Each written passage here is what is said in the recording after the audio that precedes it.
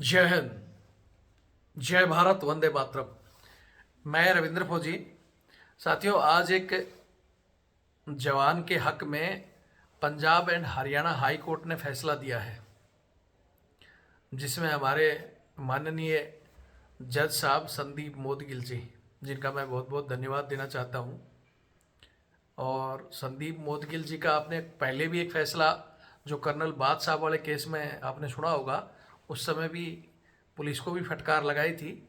और आज भी जो उन्होंने फैसला दिया है उसमें अधिकारियों को फटकार लगाई है। 2017 में एक जवान को कमांडेंट साहब ने 3 दिन की छुट्टी, उसकी शादी में उसने मांगी, छुट्टी नहीं मिली, जवान भाग के चला गया और शादी करके 3 दिन में वापस आ गया। और इस आधार पर कमांडेंट साहब ने उस बंदे को भेज दिया घर, नियम का हवाला देते हुए कि हमारे यहाँ यही नियम है। अब आज कोर्ट ने ये चीज कहा है कि भाई, आप लोगों ने प्राकृतिक जो न्याय का सिद्धांत है उसकी धज्जियां उड़ा दी, कानून का उल्लंघन किया, और जो इस जवान के भी कुछ मौलिक अधिकार हैं। यानी अगर जवान वर्दी पहन लेता है तो इसका मतलब ये नहीं कि उस पर सिर्फ कानून सेना या पैरामिलिट्री फोर्स के ही लागू होंगे, उसका मौलिक अधिकार खत्म हो जाता है, ऐसा नहीं है। तो जज साहब ने इस तरह की बहुत सारी इनको फटकार लगाई हैं और उस जवान को बहाल करते हुए 2016 से और आज 26 तक का उसको पूरा बकाया 6% ब्याज सहित देने का और ड्यूटी में वापस बहाल करने का जज साहब ने फैसला सुनाया है। तो सबसे पहले एक बार मैं फिर संदीप मोदगिल जी का धन्यवाद करना चाहता हूं, और बाकी हमारे साथी भी जो इस वीडियो को देख रहे हैं उनसे भी कहना चाहता हूं कि जज साहब का धन्यवाद जरूर करें। कमेंट्स में अपने अपने विचार भी लिखें और वीडियो को शेयर जरूर करें, ताकि बहुत से ऐसे हमारे साथी हैं जिनको सेना और पैरामिलिट्री फोर्स में अधिकारियों की तानाशाही का इस तरह शिकार होकर कि मेरी पावर है, मैं चाहे तो तुझे भेज दूंगा, किसी को 4 RI के नाम पर, किसी को अनडिसिप्लिन के नाम पर, किसी की पक्की पकाई सर्विस, किसी को 13.5 साल में, तो किसी को इस तरह शादी में छुट्टी नहीं देके इस तरह निकाल देते हैं। तो ऐसे लोग अदालत में जरूर जाएं। आपको AFT में नहीं तो हाई कोर्ट या सुप्रीम कोर्ट में 100% न्याय मिलेगा, आप लड़ोगे तो। लेकिन पहले एक लोगों को ये भय था कि नहीं भाई, फौज के अधिकारी ने कर दिया तो उसका कुछ नहीं हो सकता, और इसका फायदा ये लोग उठाते थे। हालांकि मैं इस बंदे की कहानी बताने से पहले एक चीज जरूर कहूंगा कि पहले सेना और पैरामिलिट्री फोर्स में जब भी ये अधिकारी किसी का इस तरह उसको बिना किसी बेनिफिट के भेजते थे, सूखा कर भेज देते थे, अगर वो इस तरह जीत कर आता था, जैसे अभी इस जवान को 10 साल की इसकी पूरी सैलरी, वो भी 6% के ब्याज सहित सरकार को देना होगा, लेकिन उस अधिकारी का कुछ नहीं बिगड़ेगा। लेकिन पहले ऐसे होता था कि कोर्ट का फैसला आने के बाद में जो अधिनियम था, सेना अधिनियम, उसमें यह था कि जो अधिकारी अगर गलत किसी का कोर्ट मार्शल करता है और वो जीत के आता था, वो उसका कुछ परसेंटेज, उसका मेरे को कंफर्म नहीं है कि कितना परसेंटेज, 10 था या 20%, उस CO को या उस कमांडेंट को देना पड़ता था जिसको निकाला जाता था। मतलब वो बंदा जीत के आता था, तो इन अधिकारियों का पैसा जब कटता था तो इनकी हिम्मत नहीं थी कि छोटी छोटी बातों में, मात्र इस जवान की 3 दिन की शादी में इसने छुट्टी मांगी और 3 दिन ये काट के आ गया, 3 दिन में ही वापस आ गया, फिर भी नियम का हवाला देते हुए इसको घर भेज दिया। तो पहले इस तरह अगर कोई कमांडेंट घर भेजता था, इस बंदे की कोई जांच नहीं हुई, कोई कोर्ट ऑफ इंक्वायरी नहीं दी, कोई शोकेस नोटिस नहीं दिया, नियम जो होता है सब फॉलो करने पड़ते हैं। कितने दिन बाद अगर बंदा वापस आता है, उसको लेना नहीं लेना, इस चीज़ में भी हम बात करेंगे। लेकिन इस तरह सब अधिकारी ऐसे नहीं है, लेकिन कुछ एक घटिया अधिकारी हैं जिनके दिमाग में आ जाता है कि भाई मेरी पावर है, मैं कर सकता हूँ। एक होता है मिनिमम सजा और एक मैक्सिमम। ये मैक्सिमम की समय सीमा भी निकाल कर अंग्रेजों वाले उसमें चले जाते हैं, और फिर ऐसे लोगों को हम कुछ कहते हैं तो फिर ये बोलते हैं कि देखो हमारे ऊपर ये मतलब गलत कमेंट्स कर रहा है। बल्कि अगर कोर्ट का या तो वो नियम हो जिसमें इन अधिकारियों के ऊपर अब 20% अगर इनको अपनी जेब से देना पड़े तो इनको एक वर्नी कलम चलाने से पहले जब ये करेंगे ना डिसमिस फ्रॉम सर्विस करने के लिए इनको 50 वर्ष सोचना पड़ेगा। और पहले कुछ नियम कानून ऐसे भी थे कि कोर्ट ऑफ इंक्वायरी के बाद डिसमिस फ्रॉम सर्विस हो जाता था तो उसका अप्रूवल लेना पड़ता था। अलग अलग चीज़ें बनी हुई थी कि सिपाही को भेजने के लिए किसकी पावर है, नायक और हवलदार को घर भेज रहे हैं तो कहाँ तक की पावर होती थी, कितनी उसमें जो कोर्ट ऑफ इंक्वायरी होती थी उसमें कर्नल, ब्रिगेडियर या मेजर जनरल रैंक के अधिकारी तक बैठते थे जैसे जैसे रैंक ऊपर जाती थी। तो लेकिन अब धीरे धीरे इन्होंने अंग्रेजों के बनाए हुए सख्त नियम जो इनके प्रॉफिट में है उनको इन्होंने ख़त्म कर दिया। और जो जवान के प्रॉफिट के लिए था, जैसे पहले जवान को 70% पेंशन दी जाती थी और अधिकारियों को 40%, इन्होंने भी अपना ऊपर कर लिया और जवान का डाउन कर दिया। और बहुत से भेदभाव तो सेना में हो ही रहे हैं, चाहे मिलिट्री सर्विस पे को ले लो या मिलने वाले अलाउंस ले लो, ये सारा का सारा भेदभाव होता है। और उसका कारण है कि जवान को अपना खुद के अधिकारों के बारे में पता ही नहीं है। यानी आज स्पष्ट कोर्ट ने कहा है कि वर्दी पहनने का मतलब ये नहीं कि इसका मौलिक अधिकार खत्म हो जाए। तुमने इस पर जो अपना कानून तो लागू कर दिया फौज का, तो लेकिन इसके अधिकार नहीं देखे। 3 दिन की छुट्टी तो अगर युद्ध चल रहा हो, लड़ाई, तब भी लागू है।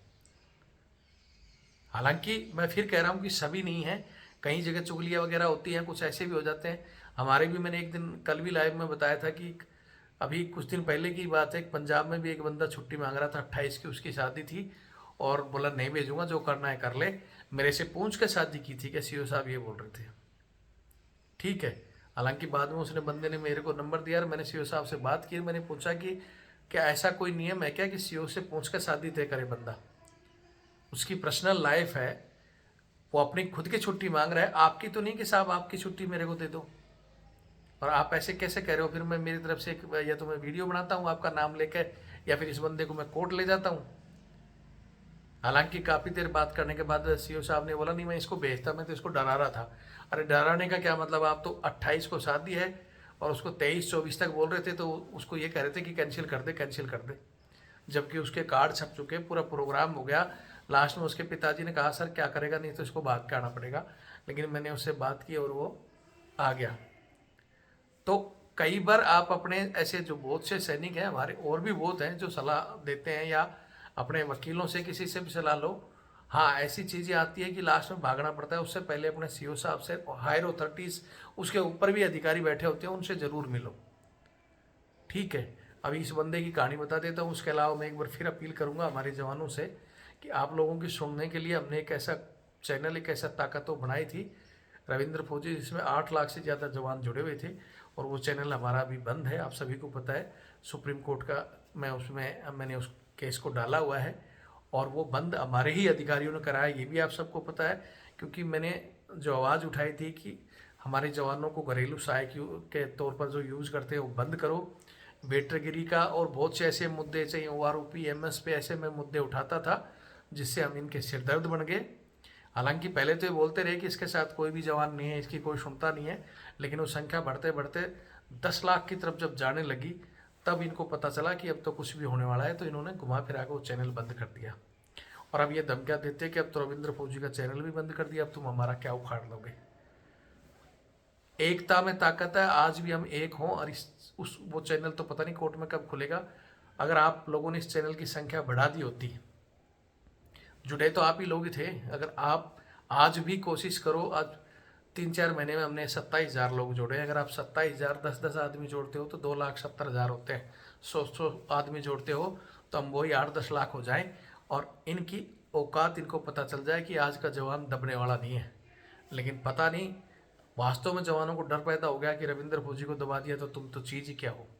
बाकी लोग बोल भी नहीं रहे, तो एक बार फिर आपसे निवेदन करूंगा कि इस चैनल से जुड़ो, अपने साथियों को जोड़ो, किसी को भी संख्या बढ़ाओ इसकी, ताकि उस संख्या का इनके दिमाग में पूरा असर हो जाए कि हाँ अब जवान जाग चुका है।